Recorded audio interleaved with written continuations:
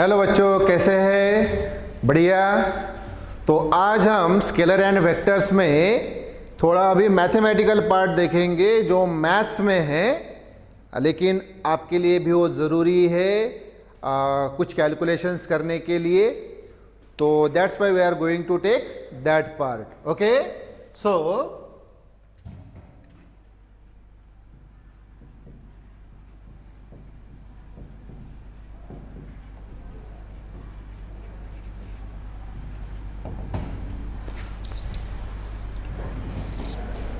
that part is introduction to calculus. Now there are two type of calculus. One is differential calculus and second is integral calculus. So this is differential calculus and second is integral calculus. So first of all beta we are going to see differential calculus. इसके हम कुछ problems फिर देखेंगे and then we will switch over to integral calculus.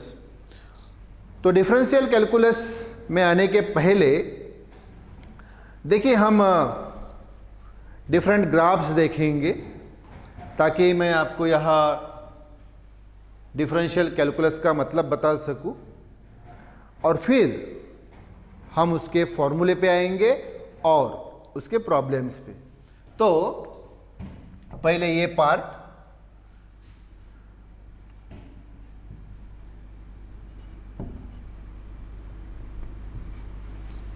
सो यहां पे देखिए ये एक system, coordinate system. This is x axis, this is y axis, this is origin O. x axis पे हमने वेरिएबल लिया x और y axis पे ये फंक्शन fx यानी y, तो y इक्वल टू fx। तो x ये वेरिएबल है और y ये फंक्शन। कैसे, ध्यान दीजिए, जैसे y equal to F X, तो जैसे फॉर एग्जांपल ये y इक्वल टू ये जो फंक्शन है, जैसे मान लीजिए x square plus 2x plus 3, तो x ये वेरिएबल है। जैसे जैसे x की वैल्यू चेंज होगी अकॉर्डिंगली y की वैल्यू चेंज होगी। So this x square plus 2x plus 3 means this fx function and its value is y. So x a variable है, x axis पे, y axis पे उसका ये function fx and that fx is y. For example y equal to fx means x square plus 2x plus 3 या ये y equal to 2x plus 5 या y equal to 3x minus 3 या y equal to 4x cube plus 3x plus 1। इस प्रकार से कोई भी हम उसकी मतलब फंक्शन की वैल्यू लिख सकते हैं। जैसे जैसे x की वैल्यू चेंज होगी अकॉर्डिंगली y की वैल्यू चेंज होती जाएगी। ओके, सो अब मान लीजिए यहाँ पे ये x और y इसके बीच का ग्राफ, ये एक स्ट्रेट लाइन आती है पासिंग थ्रू ओरिजिन से ये स्ट्रेट लाइन पास हो रही है मेकिंग एन एंगल थीटा। तो ये लाइन थीटा इतना एंगल बना रही है एक्स एक्सिस के साथ। अब अगर मैंने बोला कि आप इसका स्लोप फाइंड कीजिए, इसका स्लोप, तो स्लोप फाइंड करने के लिए आप क्या करेंगे, एक पॉइंट लेंगे, ये पहला, ओके, और इसके कोऑर्डिनेट लेंगे, ये पहला पॉइंट, दिस फर्स्ट पॉइंट, और उसके कोऑर्डिनेट है मान लो x1 y1 उसके कोऑर्डिनेट, और एक दूसरा पॉइंट आपने लिया, इसके कोऑर्डिनेट है x2 y2 कोऑर्डिनेट। तो ध्यान दीजिए, तो यहां से हमने उस पॉइंट से परपेंडिकुलर ड्रॉ किया दिस x एक्सिस पे और परपेंडिकुलर हमने ड्रॉ किया y एक्सिस पे। तो देखो ये जो डिस्टेंस है दिस, ये हो गया x1 और ये जो डिस्टेंस है ये हुआ y1।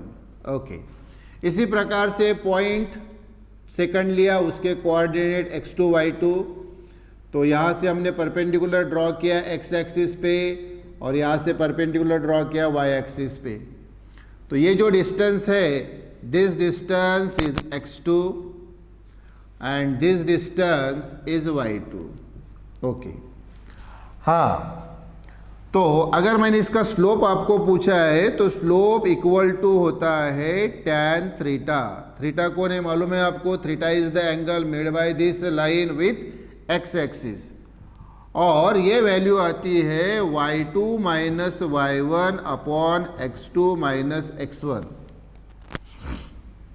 y2 माइनस y1 यानी ये कोऑर्डिनेट सेकंड का, सेकंड पॉइंट का y2 माइनस ये फर्स्ट का कोऑर्डिनेट y1 अपॉन ये सेकंड का coordinate x2, x coordinate x2 minus ये फर्स्ट का कोऑर्डिनेट x कोऑर्डिनेट x1। तो क्या आ गया? y2 minus y1 upon x2 minus x1। So slope इस लाइन का slope equal to tan theta, theta यानी ये angle, equal to y2 minus y1 upon x2 minus x1। अच्छा, तो ये y2 माइनस y1 यानी डेल्टा y और ये x2 माइनस x1 यानी डेल्टा x। कैसे? ध्यान दीजिए, यहाँ हम एक ट्रायंगल बनाएंगे, दिस, ये ट्रायंगल,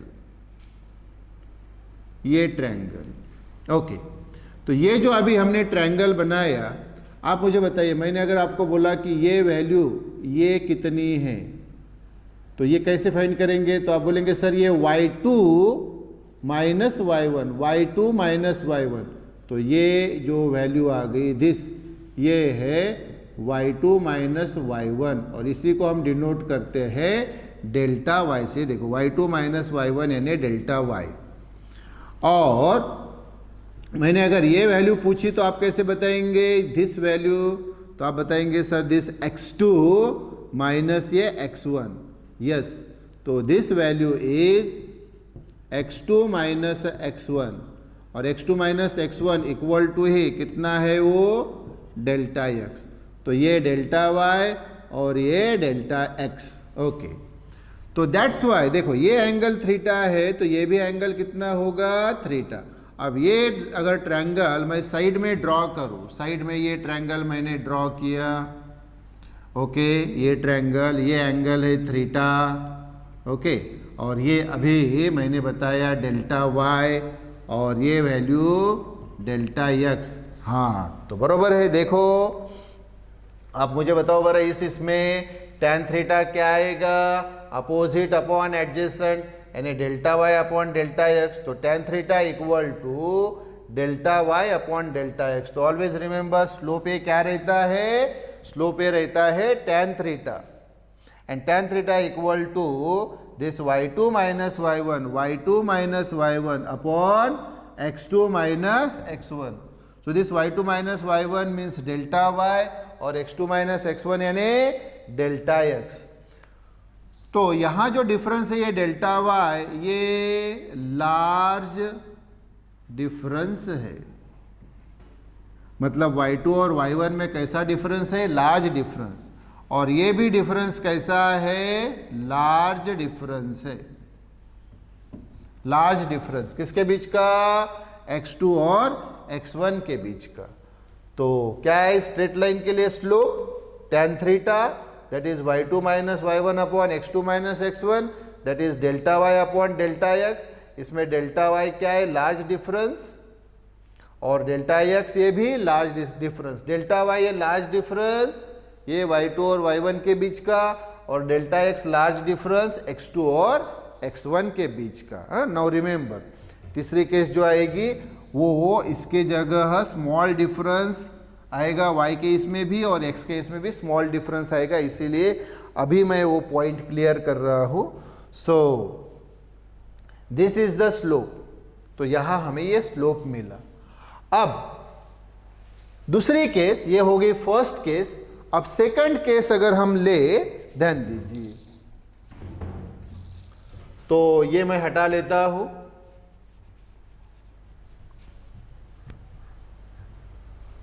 ओके, और फिगर फिर से वही, ये वही एक्स एक्सिस, वही वाई एक्सिस,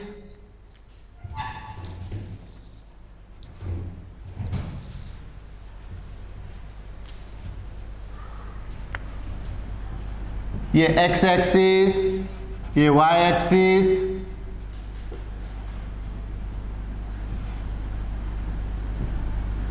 ये वही ओरिजिन। अब ये वही एक्स वेरिएबल, ये उसका फंक्शन एफ एक्स यानी वाई, वही केस पहली वाली ही। लेकिन अब ग्राफ में ऐसा ड्रॉ करता हूं पैरेलल टू एक्स एक्सिस, और फिर से पॉइंट लेता हूं, वही पहला पॉइंट दिस, और ये दूसरा पॉइंट।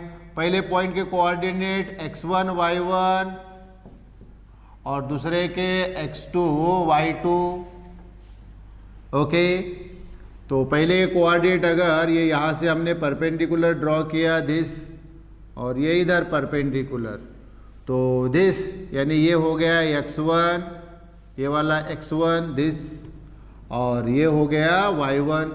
ओके, और इसके लिए अगर मैंने बोला तो फिर से ये हमने यहाँ से परपेंडिकुलर ड्रॉ किया एक्स एक्सिस पे, और यहाँ से परपेंडिकुलर ड्रॉ किया वाई एक्सिस पे। हाँ, तो ये x2 y2 है, तो ये डिस्टेंस दिस, ये डिस्टेंस, ये क्या हो गया, ये डिस्टेंस, ये हो गया x2, ये हो गया था x1 ना। ओके, ये x2 और y2 दिस, ये y2। ओके, और वही कहानी अभी इसका, अगर हमें इस लाइन का अगर हमें स्लोप फाइंड करना है तो वही tan theta equal to, formula भी बताया मैंने, y2 minus y1 upon x2 minus x1। What, वही जो हमने पहले केस में देखा, वही कि slope equal to tan theta equal to y2 minus y1 upon x2 minus x1। लेकिन ध्यान दीजिए, अभी बराबर ध्यान दीजिए, ये देखो ये y1 और ये y2, तो आप बोलेंगे सर y1 और y2 की वैल्यू तो सेम है, मतलब इस लाइन का x एक्सिस से डिस्टेंस ये वाला y1 और ये y2 दोनों कैसा है, सेम है। मतलब y1 और y2 सेम है, तो उनका डिफरेंस कितना रहेगा, 0 अपॉन ये x2 माइनस x1, वैसे ही तो क्या आ गया, 0। तो स्लोप क्या आ गया, 0 आ गया, स्लोप 0 आ गया। तो कौन सी लाइन का स्लोप 0 आता है, जो लाइन क्या होती है, पैरेलल होती है। जैसे ये आप देखिए एक्स एक्सिस को, ये लाइन क्या है, पैरेलल। तो इस लाइन का जो स्लोप है वो क्या आया, 0। पहले लाइन का आया था क्या, 0 नहीं, क्या आया था, slope equal to tan theta equal to delta Y by delta X आया था, जिसमें डेल्टा वाई मैंने बताया लार्ज डिफरेंस इन y और delta X large difference in x। अच्छा, और यहाँ स्लोप क्या आ गया, 0। ये दूसरी केस। हाँ, अब मैं तीसरी केस आपको बता रहा हूँ इस डिफरेंशियल कैलकुलस के लिए। So remember that. सो ये हमने इरेज कर दिया।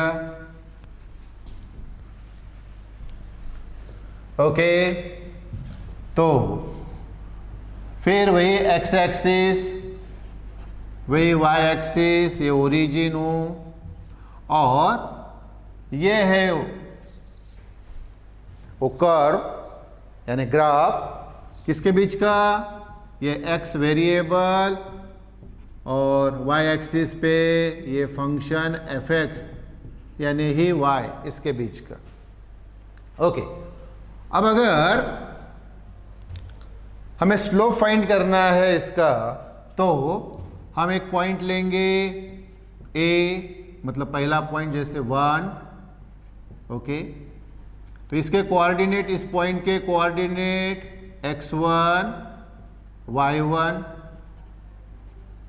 x1 y1, और ये दूसरा इसके कोऑर्डिनेट x2 y2। ओके, तो ये जो दो पॉइंट्स है, अब ध्यान दीजिए यहां पे, तो इसका अगर हमें क्या फाइंड करना है, स्लोप फाइंड करना है, तो हमें यहाँ एक कंडीशन पहले फुलफिल करनी पड़ती है, वो एंगल थीटा बनाने के लिए कि ये जो दूसरा पॉइंट है, दूसरा पॉइंट, इस दूसरे पॉइंट को हमें एकदम बिल्कुल फर्स्ट पॉइंट के नजदीक लाना होगा। क्योंकि देखो, अगर हमें ये एंगल फाइंड करना है थीटा, जैसे हमने ये ड्रॉ कर लिया, ये देखो, ये हमने, ये कौन है, टेंजेंट इस कर्व को, ओके, और ये है वो एंगल थीटा, ओके। तो हमें क्या करना है कि ये जो सेकंड पॉइंट है जिसके कोऑर्डिनेट है x2 y2, तो इसको हमें इस पहले पॉइंट के बिल्कुल पास लाना पड़ेगा। देखो, मैं इसको सेकंड को एकदम बिल्कुल पहले पॉइंट के पास लाया, ये बिल्कुल पास लाया, उसके कोऑर्डिनेट वही x2 y2। तो अब ये दो पॉइंट एक दूसरे के इतने पास है, इतने क्लोज है, इतने क्लोज है कि ये जो टेंजेंट लाइन जो है ये दोनों 1 और 2 दोनों में से पास हो रही है। क्योंकि अगर दूर दूर होते तो एंगल तो दोनों अलग आते, ये पहले के लिए θ1 आता, दूसरे के लिए ये अगर हम टेंजेंट ऐसा ड्रॉ करते तो वो θ2 आता, इसके लिए θ1 आता, तो फिर हम वो एक एंगल नहीं बना पाते, वो अलग अलग एंगल बनता। तो एक एंगल बनाने के लिए, ताकि हमें स्लोप इजीली मिल सके, तो इसके लिए हमने क्या किया बताइए, हमने किया ये सेकंड पॉइंट को बिल्कुल फर्स्ट पॉइंट के पास लाया, एकदम क्लोज लाया, बिल्कुल क्लोज लाया। उससे क्या हो गया कि ये जो हमने टेंजेंट ड्रॉ किया वो फर्स्ट और सेकंड दोनों में से पास हो पाए, और इसलिए एक ही टेंजेंट निकली और उसका एक ही वो एंगल थीटा जो इस लाइन ने बनाया, किसके साथ, एक्स एक्सिस के साथ, जैसे कि वो पहले केस में बनाया था, उस लाइन ने थीटा इतना एक ही एंगल बनाया था। ओके, तो अभी इस केस में क्या होगा, वही अगर स्लोप हमें फाइंड करना है इस टेंजेंट लाइन का, टेंजेंट यानी टेंजेंट लाइन का, टेंजेंट लाइन का यानी ऑफ कोर्स ये कर्व का, तो स्लोप इक्वल टू क्या आएगा, ये tan थीटा, और tan थीटा इक्वल टू क्या आएगा मुझे बताओ, वही y2 minus y upon x2 minus x1, जो कि मैंने पहले भी केस में बताया और दूसरे भी केस में बताया। पहले केस में क्या था, ये डिफरेंस बड़ा था, इसलिए हमने क्या लिया था, डेल्टा y, और ये डिफरेंस x2 माइनस x1 क्या लिया था, डेल्टा x। क्यों, क्योंकि वो डिफरेंस बड़ा था। जब बड़ा रहा तो वो delta y by delta x, लेकिन अगर छोटा रहा, बिल्कुल छोटा, क्योंकि अभी 1 और 2 पॉइंट क्या है, एक दूसरे के बिल्कुल क्लोज है। क्लोज होने के कारण आप देखिए, क्लोज होने के कारण ये y2 और y1 इसके बीच का डिफरेंस बहुत स्मॉल है, और बहुत स्मॉल है इसलिए फिर हम डेल्टा से नहीं d से डिनोट करते हैं, और ये भी x2 और x1 के बीच का डिफरेंस ये भी वेरी स्मॉल, इसलिए हम इसको डेल्टा नहीं d से डिनोट करेंगे। तो ये क्या आ गया बेटा बताओ मुझे, तो आप बोलेंगे सर ये अभी dy बाई dx आया। पहले केस में क्या आया था, तो आप बोलेंगे sir delta y by delta x आया था। अब ये तीसरे केस में क्या आ गया, आप बोलेंगे सर dy बाई dx, और इसी dy बाई dx को बोला जाता है, ध्यान दो, derivative of y with respect to, with respect to को शॉर्ट में हम WRT भी लिखते हैं। तो derivative of y with respect to x, तो क्या हो गया बेटा, ये dy बाई dx यानी derivative of y with respect to x। इसमें जो सिर्फ ये जो टर्म है d बाई dx, इसको अगर बोलना है तो ये है derivative with respect to x। तो सिर्फ d बाई dx ये टर्म कौन सा है, derivative with respect to x, और d by dx of y, सुनिए, d by dx of y, d by dx of y या dy बाई dx, ये है derivative of y with respect to x, और यही से ये तैयार हुआ है डिफरेंशियल कैलकुलस, डिफरेंशियल कैलकुलस। तो मैंने 3 ग्राफ आपको समझ में आया, क्यों बताए, हम कहाँ आए, डिफरेंशियल कैलकुलस पे आए। तो ये dy बाई dx यानी derivative of Y with respect to x, यानी ये हम आए यहाँ डिफरेंशियल कैलकुलस में। तो 3 ग्राफ इसीलिए मैंने आपको एक्सप्लेन किए। अब हमें फिजिक्स में जो डिफरेंशियल कैलकुलस की ज़रूरत पड़ती है, जो कि मैंने पहले बताया कि ये मैथमेटिकल पार्ट है, यानी मैथ्स में होता है, तो उसमें डिटेल में पढ़ा जाता है।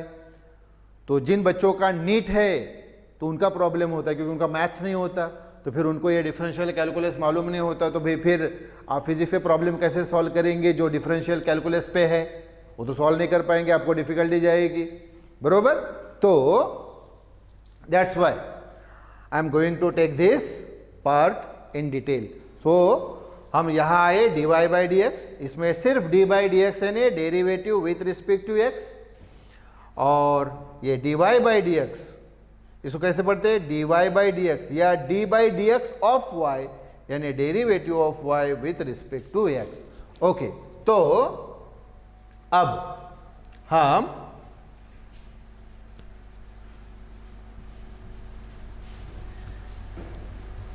कुछ हमारे पास कुछ पर्टिकुलर टर्म्स की डेरिवेटिव है, तो ऐसे बेटा आपको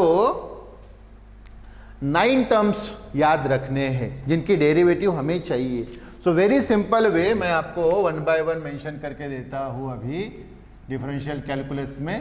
तो फर्स्ट है d by D x of x to the power n, d by D x of x to the power n।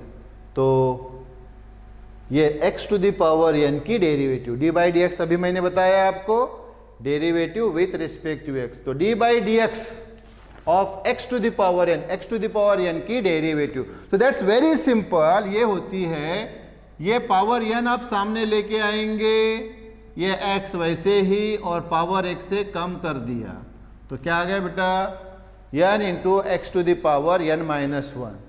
फिर हम इसके ऊपर के प्रॉब्लम्स लेंगे। चलो एक प्रॉब्लम पहले ले लेता हूँ। फॉर एग्जाम्पल अगर मैंने आपको बोला कि d by D x of ये x to the power 3, n की जगह क्या लिखा बेटा 3, तो d by D x of x to the power 3 क्या करना है फिर बताओ, ये 3 को हम सामने लेंगे, x वैसे ही और पावर जो है 1 से कम किया तो 3 में से 1 कम किया तो क्या बचा बेटा 2 बचा। तो क्या आ गई derivative x to the power 3 की, x टू द पावर 3 की डेरिवेटिव आई 3x स्क्वायर।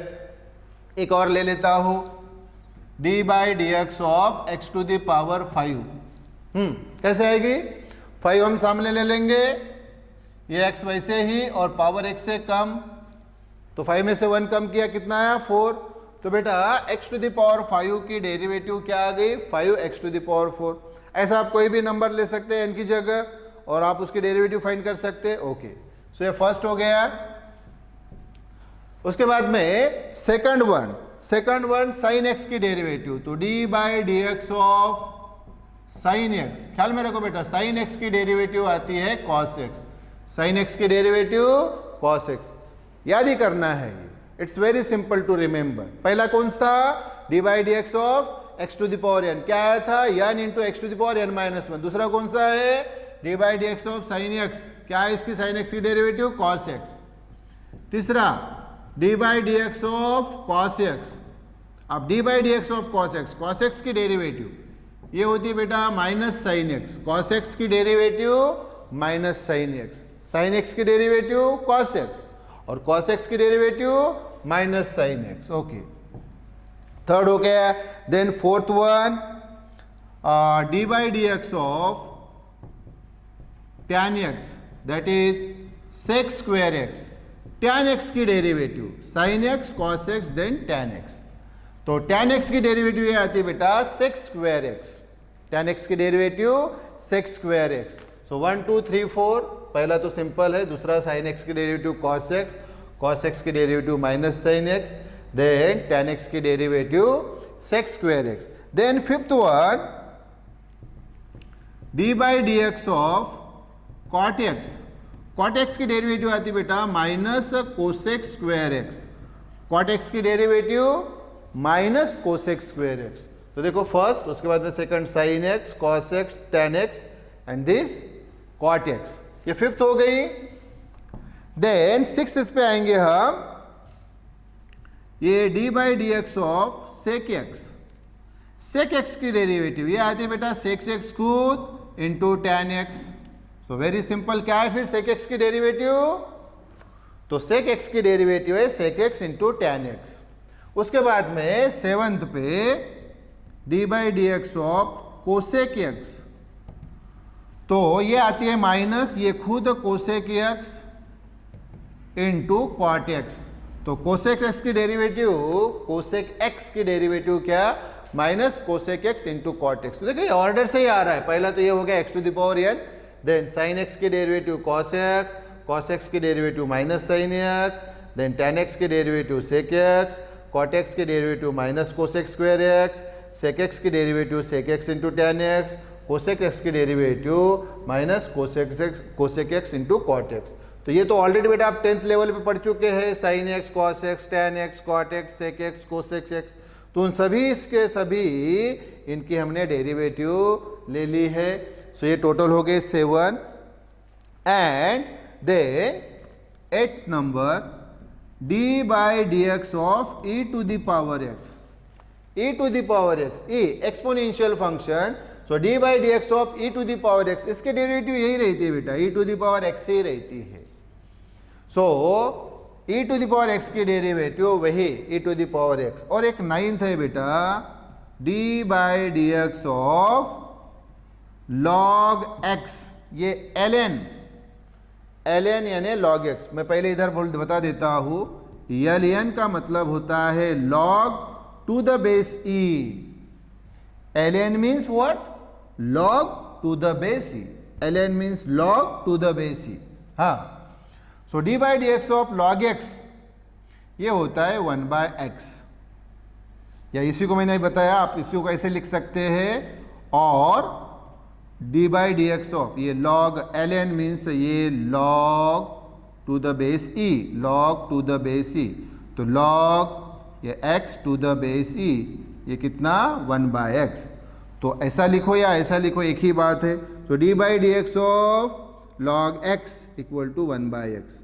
और ये एल एन यानी लॉग टू द बेस ई। तो क्या हुआ फिर बताओ? ये D by D x of log X to the base E equal to 1 by X, एक ही बात है। सो ये आ गए बेटा टोटल 9। अब बेटा हम रूल देखेंगे। 9 तो हमने ये देख लिए, उसके फंक्शंस की डेरिवेटिव ये 9। अब प्रोडक्ट रूल और क्वोशंट रूल देखेंगे। तो पहला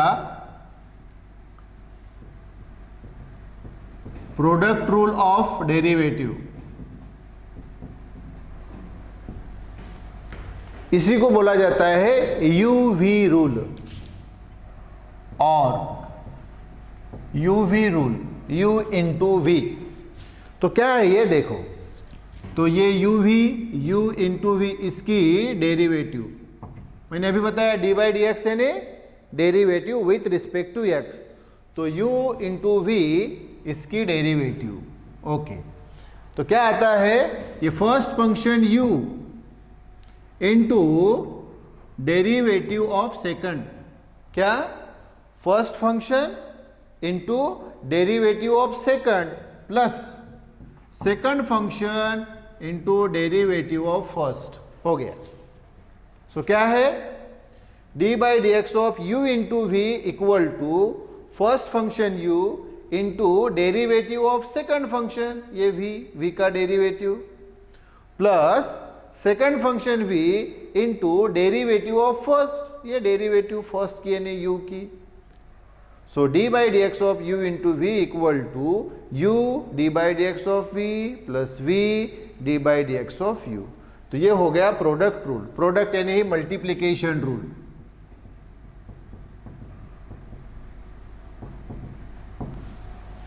और दूसरा है quotient rule of derivative.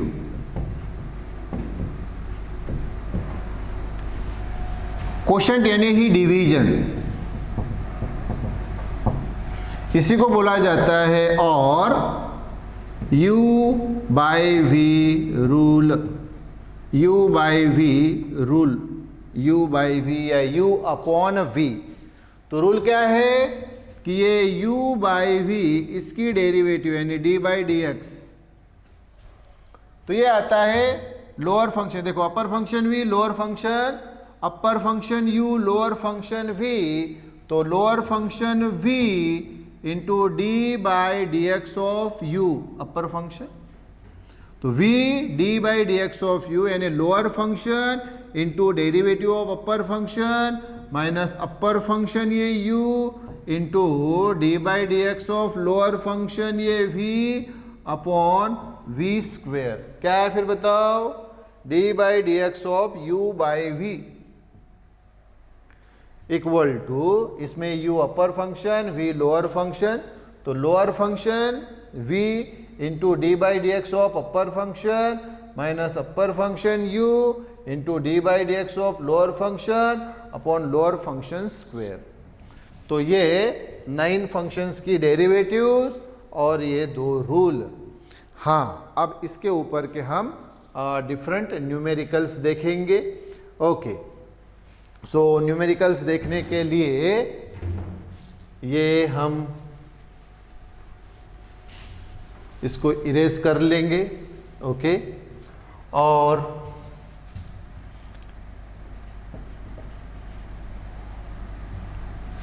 Numericals, find the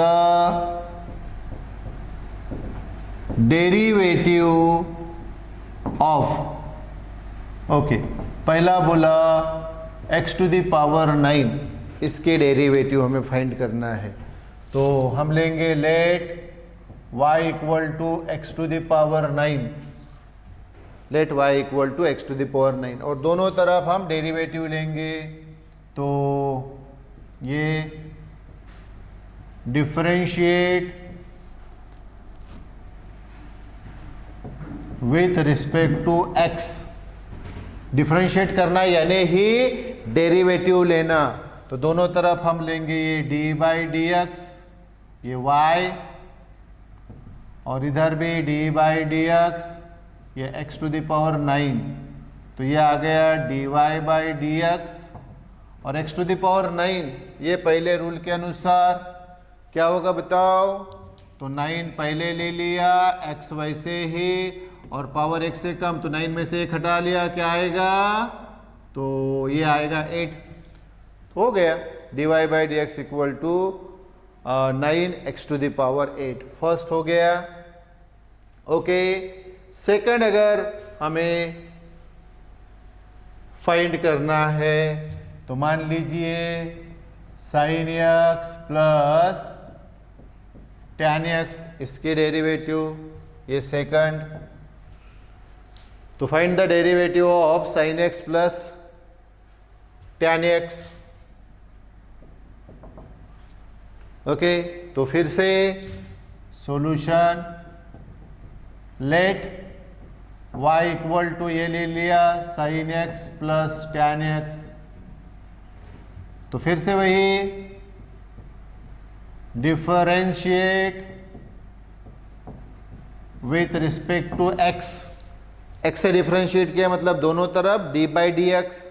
okay, तो इधर भी d by D x of y, और इधर भी d बाई डी एक्स, ये sin x का, और इसका भी d by D x tan x, तो ये आ गया dy बाई डी एक्स, और sin x की डेरिवेटिव, ये देखिए sin x की डेरिवेटिव क्या है, cos x plus d by D x of tan x की डेरिवेटिव क्या है, तो वो है sec स्क्वेयर x। हो गया। एक तीसरा एग्जाम्पल हम लेंगे, थर्ड।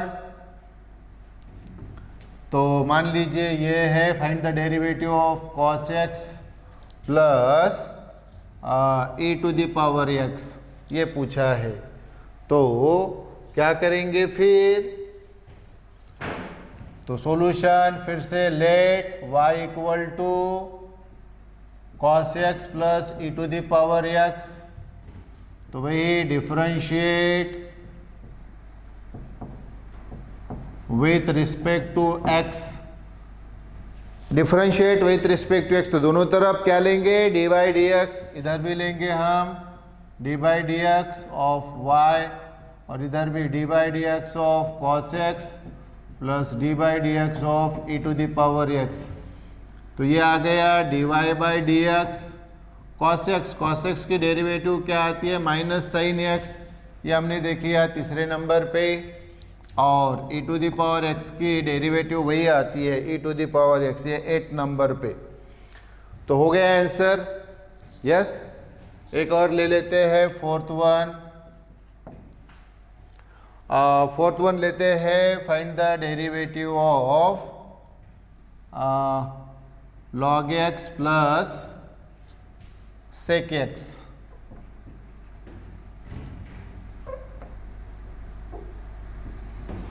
ओके, तो फिर से सॉल्यूशन में हम वही बोलेंगे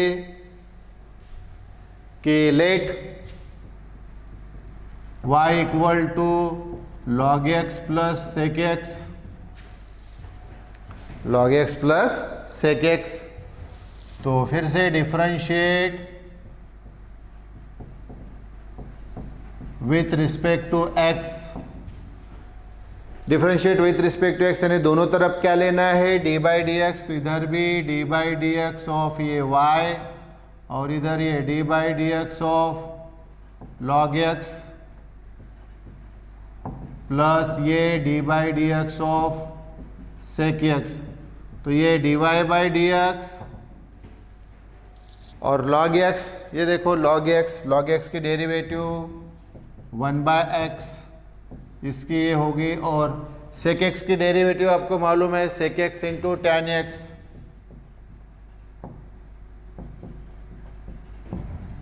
तो ये आ गई। Okay, so in this way we can find the derivative. एक थोड़ा सा और सामने आपको लेके जाता हूँ, थोड़ा सा और डिटेल में। Fifth problem, find the derivative of this sin 2x plus cos 3x, sin 2x plus cos 3x। थोड़ा ध्यान दीजिए अभी, हाँ थोड़ा ध्यान दीजिए, और थोड़ा आपको डिटेल में लेके जा रहा हूँ। तो वही कि let y equal to sin 2x plus cos 3x, वही differentiate with respect to x, यानी दोनों तरफ क्या लेंगे हम, डी बाई डी एक्स, तो इधर भी d by D x of y, और इधर भी d by D x of ये sine 2x plus d by D x of cos 3x। अब थोड़ा ध्यान दीजिए, अब थोड़ा ध्यान दीजिए, हाँ। तो ये तो मिल गया हमें d y by D x, d y by D x, और साइन 2x, हाँ साइन 2x। तो पहले मुझे बताइए साइन की डेरिवेटिव क्या है, तो आप बोलेंगे सर कॉस, जैसे साइन x की डेरिवेटिव कॉस x, यानी साइन की डेरिवेटिव कॉस। तो देखो ये साइन 2x क्या है, ये साइन 2x, तो इसकी डेरिवेटिव क्या आएगी, कॉस 2x। अब कॉस 2x लिया, लेकिन साइन 2x ये पूरा फंक्शन है, साइन 2x क्या है, फंक्शन, और ये फंक्शन का इनर फंक्शन है। Again I am repeating, function का इनर फंक्शन है। फंक्शन क्या है, साइन 2x, और उसका इनर फंक्शन है ये 2x, साइन का वो एंगल, ये इनर फंक्शन। तो साइन 2x की डेरिवेटिव तो cos 2x into d by D x of inner function, क्या इनर फंक्शन, 2x। और थोड़ा आपको मैं डिटेल में लेके जा रहा हूं इसके डेरिवेटिव। पहले हमने कुछ प्रॉब्लम्स लिए थे, अब ये थोड़ा सा और डिटेल में हम जा रहे हैं। तो साइन 2x की derivative cos 2x into d by D x of inner function हो, इनर फंक्शन 2x। इसी प्रकार से इधर ये प्लस तो वैसे ही आएगा, और cos 3x, तो cos की डेरिवेटिव क्या होती है, माइनस साइन, हाँ तो ये प्लस लिखने की जरूरत नहीं, फिर cos 3x, cos 3x, cos 3x की डेरिवेटिव है minus sine 3x, cos 3x की डेरिवेटिव क्या माइनस 3x, क्यों? क्योंकि भाई cos की डेरिवेटिव माइनस साइन है, दैट्स वाई। तो cos 3x की डेरिवेटिव माइनस साइन 3x, और cos 3x ये फंक्शन है, cos 3x क्या है फंक्शन, और उस फंक्शन का इनर फंक्शन कौन है 3x, तो उसकी डेरिवेटिव, तो cos 3x की डेरिवेटिव है minus sine 3x into d by D x of inner function, inner function क्या 3x, ओके। तो ये dy बाई डी एक्स वैसे ही इक्वल टू ये cos 2x, cos 2x, और देखो ये 2x में 2 क्या है कांस्टेंट है, वो नंबर है 2, इसलिए डेरिवेटिव के बाहर, तो डेरिवेटिव के बाहर ले लिया, फिर बचा क्या, इसको 2 को बाहर लिया तो ये D by D x of x, okay, D by D x of x. अच्छा इधर ये माइनस साइन 3x और या D by D x of 3x, तो उसमें 3 क्या है कांस्टेंट है, कांस्टेंट है तो डेरिवेटिव से बाहर, तो बाहर निकाल लिया हमने, तो क्या बचा d by D x of x. तो देखो ये dx बाई डी एक्स ये कैंसिल हो गए, dx बाई डी एक्स ये कैंसिल हो गए, तो क्या बचा बताओ फिर, dy by D x equal to ये cos tx इंटू 2, तो 2 मैं पहले ले लेता हूँ, और ये cos 2x, ये माइनस वैसे ही, हाँ ये dx कैंसिल हो गए, 3 पहले ले लेता हूँ इंटू ये साइन 3x, तो ये हो गया आंसर, ये आंसर मिल गया हमें, ओके। एक और प्रॉब्लम ले लेता हूँ 6th वन, हाँ तो 6th वन अभी हम लेंगे प्रॉब्लम। सो फॉर एग्जांपल ये find the derivative of e to the power 4x plus या माइनस, हाँ okay, e to the power 4x into या माइनस सेक 5x, इसकी डेरिवेटिव। तो वही ट्रिक क्या कि let y equal to e to the power 4x minus sec 5x, differentiate करेंगे, differentiate with respect to x, यानी दोनों तरफ d बाई डी एक्स लेंगे, ओके। तो वही differentiate with respect to x, तो दोनों तरफ d बाई डी एक्स, तो d by D x of ये y और ये d by D x of E to the power 4x minus d by D x of sec 5x, तो ये आ गया dy बाई डी एक्स, हाँ। अब e to the power 4x की डेरिवेटिव, तो क्या है हमारे पास e to the power x की derivative e to the power x ही होती है, तो e to the power 4x, ये देखो e to the power 4x ये पूरा फंक्शन, तो इसकी डेरिवेटिव वही e to the power 4x into d by D x of inner function. तो बताओ मुझे ये e to the power 4x का इनर फंक्शन कौन है, ये सिर्फ 4x, ये कौन है e to the power 4x का इनर फंक्शन, तो उसकी डेरिवेटिव, तो e to the power 4x की derivative e to the power 4x ही into d by D x of inner function, यानी ये 4x, ये हो गया minus d by D x of sec 5x, sec x की हमारे पास डेरिवेटिव क्या है, तो आप बोलेंगे sir sec x into tan x, बिल्कुल, तो सेक 5x की डेरिवेटिव होगी सेक 5x into tan 5x, okay. तो सेक 5x की डेरिवेटिव होगी सेक 5x इंटू टेन 5x, क्यों आई बताओ, क्योंकि सेक x की डेरिवेटिव है सेक x इंटू टेन एक्स, तो सेक 5x की डेरिवेटिव आ गई फिर सेक 5x into tan 5x into, देखो ये फंक्शन हो गया पूरा, सेक 5x से पूरा फंक्शन हो गया, तो इसका इनर फंक्शन क्या है, इसका इनर फंक्शन है ये 5x, तो ये सेक 5x की डेरिवेटिव तो हमने लिख ली माइनस वैसा ही सेक 5x की derivative sec 5x into tan 5x into d by D x of ये इनर फंक्शन यानी 5x, ओके।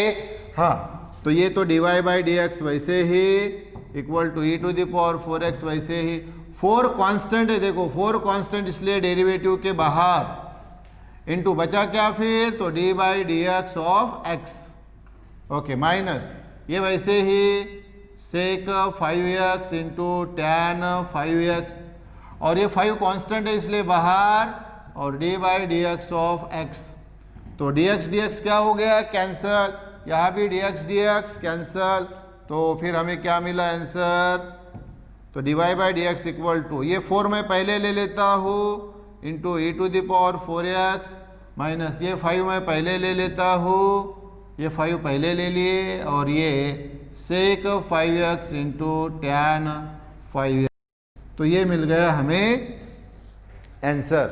तो ये हो गया बेटा कौन सा कैलकुलस, डिफरेंशियल कैलकुलस।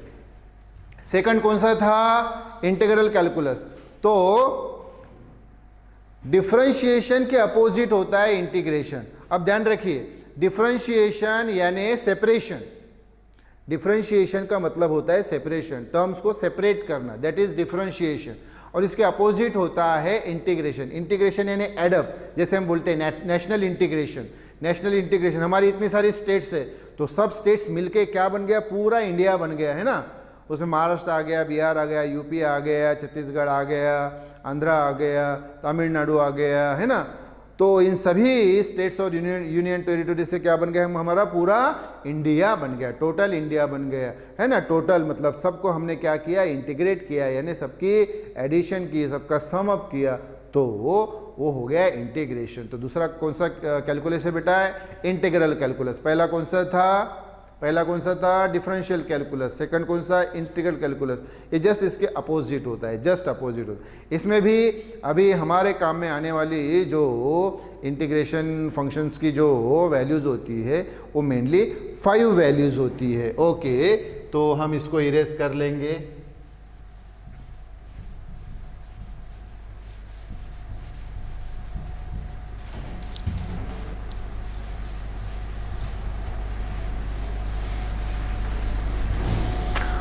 और वो जो इंटीग्रल कैलकुलस में जो वैल्यूज़ हमें चाहिए वो वैल्यूज़ अभी मैं आपको इजीली मेंशन करके देता हूँ। उसमें सिर्फ 5 वैल्यूज़ होती है इंटीग्रल कैलकुलस में। इंटीग्रल कैलकुलस,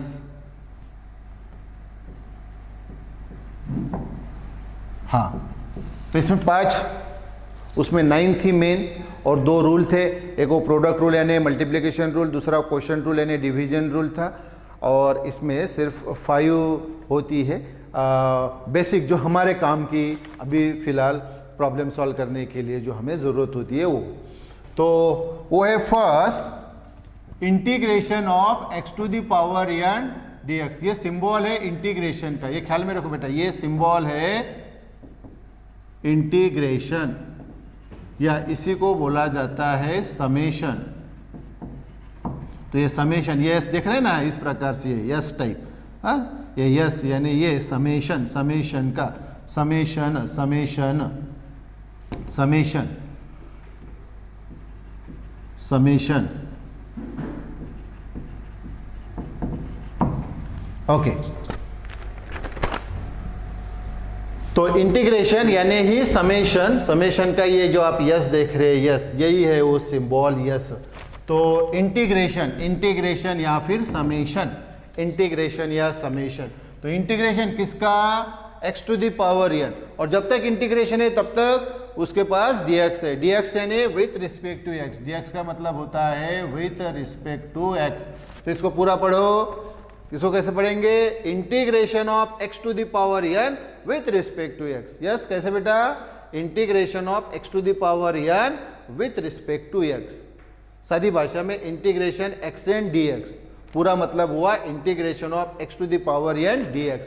तो यहाँ पे क्या करना होता है, ये x उसका पावर n वैसे ही, तो u से n में एक ऐड करना होता है। वहाँ क्या करते हैं हम, वो n सामने लेते थे मल्टीप्लिकेशन में, पावर 1 से कम करते थे, या बिल्कुल उल्टा करना है, यहाँ पावर 1 से कम नहीं करना है, पावर 1 से बढ़ाना है। तो देखो यहाँ x का पावर n था, तो यहाँ x का पावर n + 1, और वो n हम कहाँ लेते थे, सामने मल्टीप्लिकेशन में। यहाँ सामने मल्टीप्लिकेशन में नहीं लेना, डिवीजन में लेना। तो ये x n to the power 1 और यही n + 1 जो है वो नीचे लिया। क्या हुआ, फिर से बताओ, फिर से बताओ। Integration x to the power n dx equal to ये x to the power n + 1, power 1 से बढ़ाया, 1 से बढ़ाया तो क्या आया यहाँ n + 1, वही डिवीजन में लेना है, यानी जो डेरिवेटिव में हमने किया उसका बिल्कुल उल्टा। वहाँ n हमने मल्टीप्लिकेशन में लिया था और पावर 1 से कम किया था, यहाँ पावर 1 से बढ़ाना है यानी n+1 होगा, और मल्टीप्लिकेशन में नहीं डिवीजन में लेना है वो n+1। ये बेटा फर्स्ट रूल हो गया। उसके बाद में इसमें हम सेकंड, अच्छा इसका एक एग्जांपल हम ले लेंगे। फॉर एग्जांपल ये देखिए इंटीग्रेशन x⁴ dx, इसको पढ़ो बेटा। कैसे पढ़ोगे? तो आप बोलोगे इसको integration x⁴ with respect to x। dx का मतलब क्या? With respect to x। तो क्या आएगा बेटा ये x⁴, तो पावर 1 से बढ़ाओ तो ये हो गया x⁵, और यही 5 हमने नीचे लिखे डिनोमिनेटर में। तो x⁴ का इंटीग्रेशन होता है x⁵/5। एक दूसरा example integration of x⁻10 dx, तो x⁻10 ये x⁴ थे, x⁻10 तो ये x⁻11/11। पावर 1 से बढ़ाया तो 10 का 11 हो गया और वही डिवीजन में, तो x⁻11/11। तो ये पहला बेटा। उसके बाद जो सेकंड है that is also very simple. तो ये इंटीग्रेशन 1/x dx, 1/x का इंटीग्रेशन ऑफ 1/x dx, तो ये आता है बेटा वही log x ln x, यानी मैंने बताया ये ln यानी log to the base e, और ये x वैसे यानी log x to the base e, एक ही बात है। सो 1/x का integration, so integration 1/x dx equal to log x, यानी ये log x to the base e। ये सेकंड हो गया, याद रखिए सेकंड। तो पहला तो वो x⁴n का, हाँ, तो x⁴n+1/n+1। दूसरा ये 1/x का इंटीग्रेशन, ये log x, 2 हो गए। उसके बाद में थर्ड जो है ये integration of sin x dx, तो ये sin x का इंटीग्रेशन, sin x का इंटीग्रेशन ये होता है -cos x।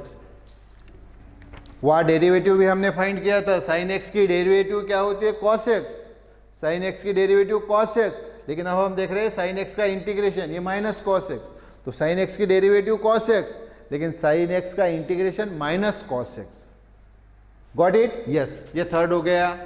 देन एक फोर्थ और एक फिफ्थ है। फोर्थ पे बेटा cos x, तो integration of cos x dx, cos x का इंटीग्रेशन ये होता है बेटा sin x, cos x का इंटीग्रेशन sin x। अच्छा वहाँ बताओ मुझे डेरिवेटिव में cos x की डेरिवेटिव हमने क्या फाइंड की? -sin x, cos x की डेरिवेटिव -sin x, और अब यहाँ इंटीग्रेशन cos x का इंटीग्रेशन सिर्फ sin x, cos x का इंटीग्रेशन sin x। ये फोर्थ हो गया। और एक फिफ्थ है, फिफ्थ ये इंटीग्रेशन e⁻x dx, ये e⁻x ही होता है। इसका मतलब देखो कि e⁻x की डेरिवेटिव ली तब भी वो e⁻x ही रहती है, और e⁻x का इंटीग्रेशन लिया तब भी वो e⁻x ही रहता है। सो e⁻x की डेरिवेटिव भी e⁻x और e⁻x का इंटीग्रेशन भी e⁻x। तो ये 5 है, और इसके ऊपर जो न्यूमेरिकल्स है, एग्जाम्पल्स है, वो भी हम अभी देख लेंगे। ओके, तो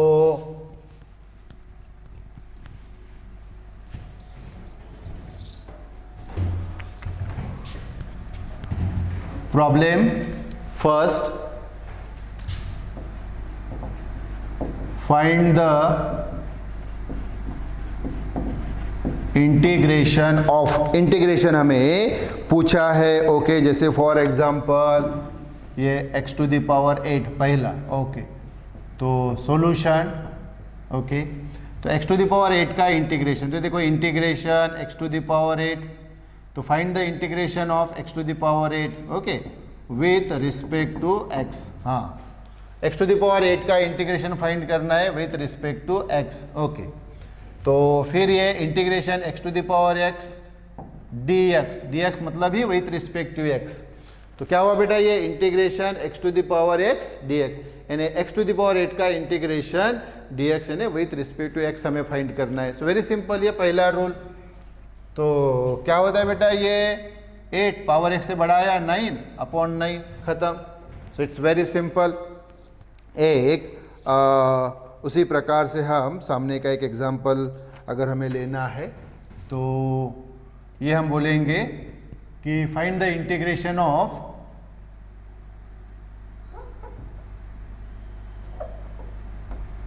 या डायरेक्टली, हमें प्रॉब्लम है इस प्रकार से, ये फर्स्ट हो गया। नाउ सेकंड, हमें सेकंड इस प्रकार से बोला है कि फाइंड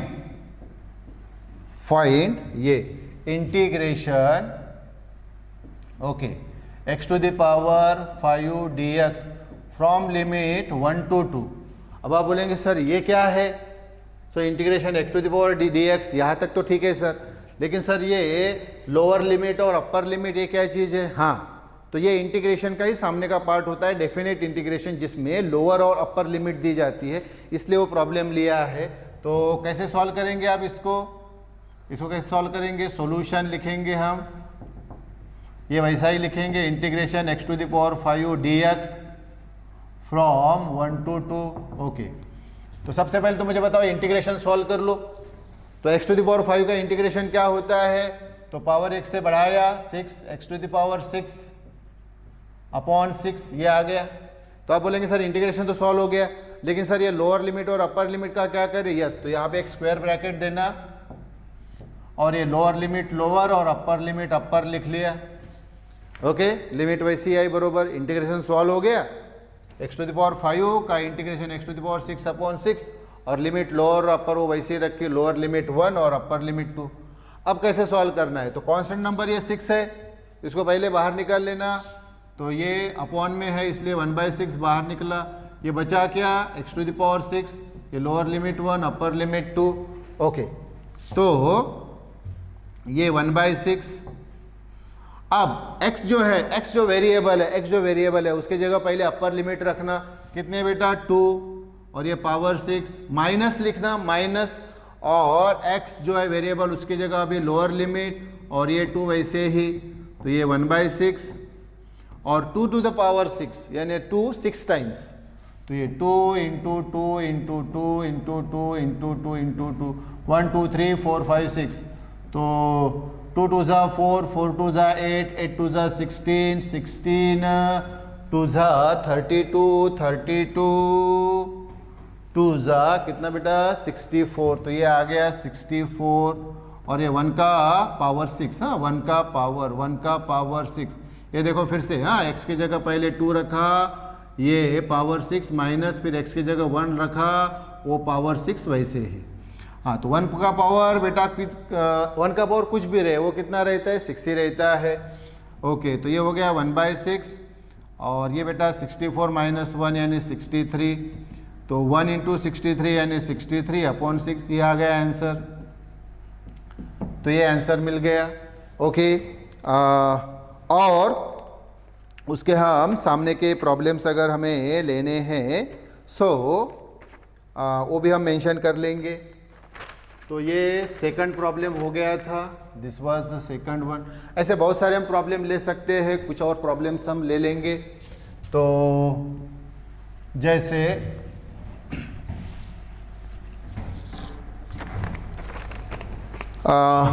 इंटीग्रेशन, थर्ड वन ना, integration sin x dx from 0 to π/2। तो आप बोलेंगे सर ये कैसा problem? Integration of sin x dx from 0 to π/2 यानी lower limit 0 upper limit π/2। Okay, तो सॉल्यूशन,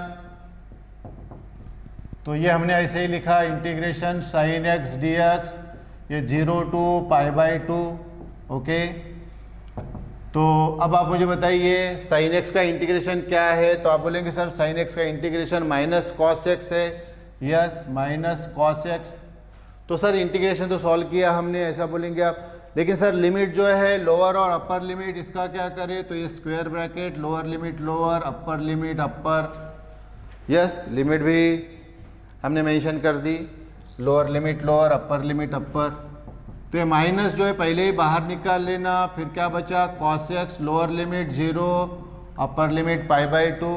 ओके, तो माइनस, तो ये cos x की जगह पहले अपर लिमिट कितनी? π/2। फिर माइनस लिखना है, क्या लिखना है? पहली लिमिट रखने के बाद माइनस, और फिर सामने क्या? cos, ये दूसरी लिमिट, लोअर लिमिट 0, पहले अपर लिमिट माइनस, फिर लोअर लिमिट। तो ये minus cos pi by two, cos pi by two यानी कॉस 90 यानी क्या होता है 0, माइनस कॉस 0, कॉस 0 यानी 1 होता है। ओके, तो ये माइनस 0 माइनस 1 यानी -1, माइनस ऑफ माइनस यानी +1, ये आ गया आंसर, ये हमें मिल गया। ओके, एक इसी प्रकार से अगर हमें सामने का प्रॉब्लम लेना है तो और हम एक प्रॉब्लम फोर्थ लेंगे।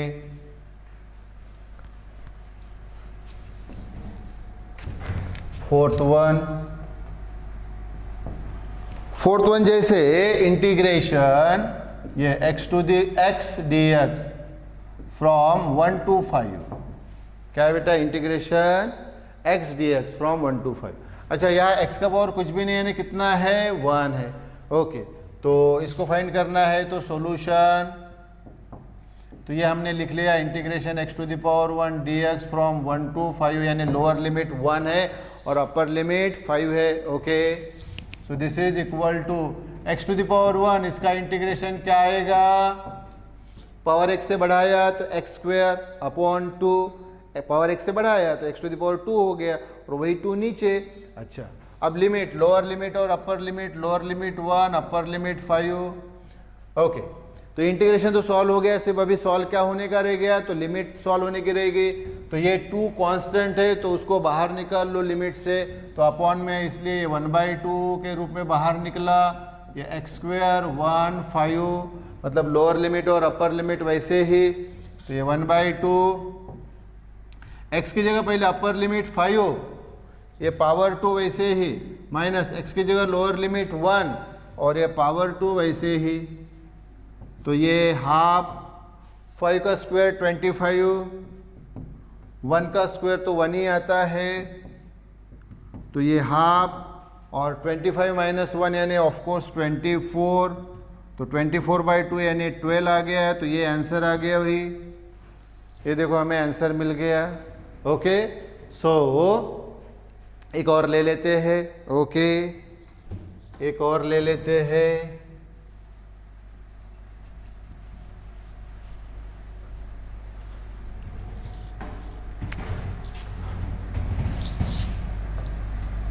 तो इंटीग्रेशन ये ले लीजिए, जैसे x square plus 2x plus 1 dx और इसकी लिमिट हम लेते हैं 2 to 1। तो भाई किसका इंटीग्रेशन फाइंड करना है, तो आप बोलेंगे सर इसका, ये वाला। तो integration x square plus 2x plus 1 dx, okay, इसका फाइंड करना है तो सॉल्यूशन। ओके, तो ये हम ऐसे ही लिखेंगे integration x square plus 2x plus 1 dx, lower limit 0 upper limit 1। Okay, हाँ, तो पहले मुझे ये बताओ x स्क्वायर का इंटीग्रेशन क्या होता है, पावर x से बढ़ाना है, पावर x से बढ़ाना है, तो आप बोलेंगे sir x to the power 3 और वही 3 नीचे, बिल्कुल सही, x to the power 3 upon 3 बरोबर है, प्लस ये 2 वैसे ही लिखा और सामने क्या है x का पावर कुछ भी नहीं है ना, कितना 1, x का पावर 1 है, x का पावर 1 है, तो वो कितना आएगा x square by 2, power x से बढ़ाया तो 1 का पावर 1 है ना, x to the power 1 x से बढ़ाया तो क्या हो गया x to the power 2 upon 2। Yes, हाँ, प्लस प्लस, हाँ, ये ध्यान दो, ये कितना है 1। ओके, हाँ, तो 1 का इंटीग्रेशन, 1 का इंटीग्रेशन, तो यहाँ ये कांस्टेंट जो है ये 1 वैसे ही, 1 वैसे ही, और उसका इंटीग्रेशन जो है वो आता है x। क्या आता है इंटीग्रेशन x, ये कांस्टेंट वैसा ही लिखना है और वहाँ आता है 1।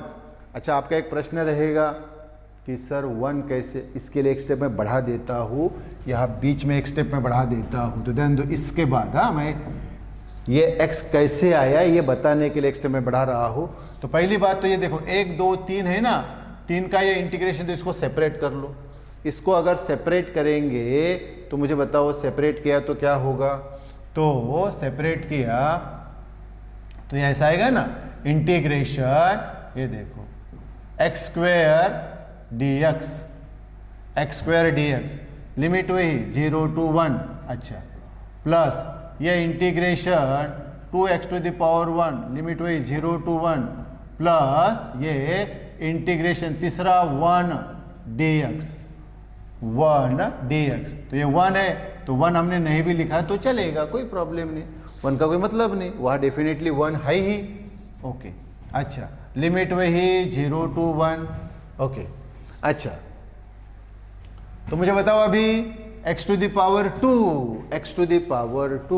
उसका इंटीग्रेशन क्या, पावर x से बढ़ाना है, तो आप बोलेंगे sir x to the power 3/3, okay, हाँ, प्लस ये 2 कांस्टेंट है, बाहर हमने ले लिया, ओके, फिर बचा क्या, x to the power 1, उसका इंटीग्रेशन क्या होगा, तो पावर x से बढ़ाना, तो x to the power 2/2, तो ये x to the power 2/2, हाँ, प्लस ये 1, हाँ ध्यान दो, ये 1 नहीं भी लिखा तो कोई प्रॉब्लम नहीं, 1 अगर हम नहीं भी लिखते तो कोई प्रॉब्लम नहीं, ओके, ठीक है।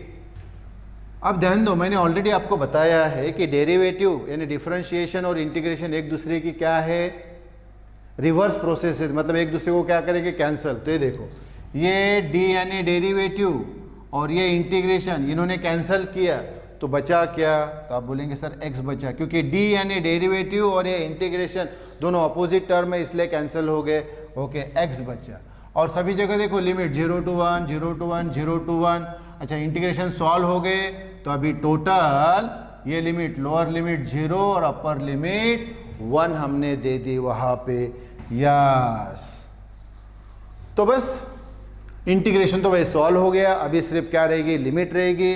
तो अभी इन सभी में पहले अपर लिमिट रखो बरा, फिर अपर लिमिट पहले, तो जहाँ जहाँ x है वहाँ 1 रखो, तो देखो x की जगह 1 पावर 3/3 प्लस, अच्छा, ये 2 तो भाई क्या हो गया, कैंसिल हो गया, ओके, तो ये x to the power 2, तो x की जगह क्या रखना है, 1, ये स्क्वायर वैसे ही, प्लस x की जगह 1, यानी हमने क्या किया, अपर लिमिट रख ली, हाँ, फिर क्या करना है, माइनस, अभी जहाँ जहाँ x है वहाँ क्या रखना है, लोअर लिमिट रखो, तो ये x की जगह 0 का क्यूब वैसे ही /3 प्लस ये x स्क्वायर है ना, x स्क्वायर है, तो x की जगह अभी 0 स्क्वायर वैसे ही, और फिर x की जगह 0, यानी पहले जहाँ जहाँ x है वहाँ हमने 1 रखा माइनस, फिर लोअर लिमिट जहाँ जहाँ x है वहाँ 0 रखा, वेरी सिंपल, वेरी सिंपल।